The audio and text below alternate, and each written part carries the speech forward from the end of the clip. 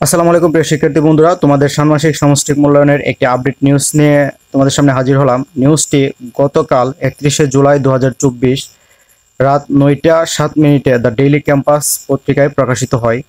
তো আমরা যদি নিউজটি দেখি, শিক্ষা প্রতিষ্ঠান খোলার পর মাধ্যমিকের মূল্যায়নের বিষয়ে সিদ্ধান্ত।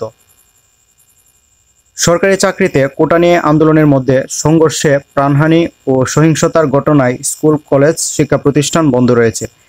একই সাথে বন্ধ রয়েছে নতুন শিক্ষাক্রমে শুরু হওয়া চলতি শিক্ষাবর্ষের ষষ্ঠ থেকে নবম শ্রেণীর ষান্মাসিক সামষ্টিক মূল্যায়ন। বিগত 3রা জুলাই থেকে শুরু হয়ে 30শে জুলাই এই মূল্যায়ন শেষ হওয়ার কথা ছিল। মূল্যায়নের বিষয় নিয়ে সবিস্তারে জানিয়ে এর আগে বিস্তারিত নির্দেশনা জারি করে দেশের মাধ্যমিক ও উচ্চ মাধ্যমিক শিক্ষার তদারক সংস্থা মাধ্যমিক ও উচ্চ মাধ্যমিক শিক্ষা অধিদপ্তর মাউসি। মাঝপথে থেমে যাওয়া মূল্যায়নের বিষয়ে জানতে চাইলে মাউসির পক্ষ থেকে দ্য ডেইলি ক্যাম্পাসকে জানানো হয়েছে, শিক্ষা প্রতিষ্ঠান খোলার পর এ বিষয়ে সিদ্ধান্ত গ্রহণ করা হবে। যেহেতু শিক্ষা প্রতিষ্ঠানগুলোই এখন ছুটি চলছে, সেহেতু আপাতত কোনো মূল্যায়ন গ্রহণ সম্ভব হচ্ছে না।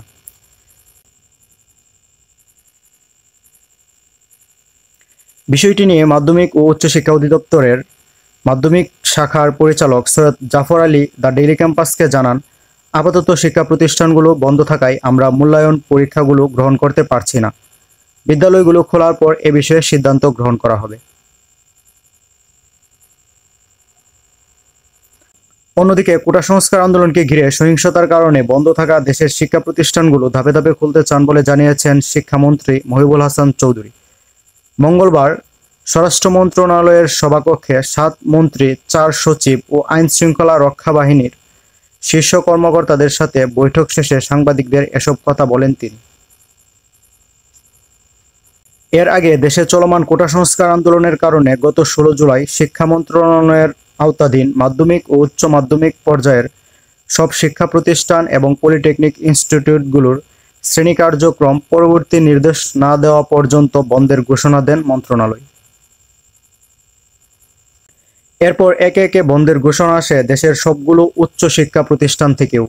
সবশেষে গত বুধবার সরকারি প্রাথমিক বিদ্যালয়ও অনির্দিষ্টকালের জন্য বন্ধ ঘোষণা করা হয় সরকারের পক্ষ থেকে।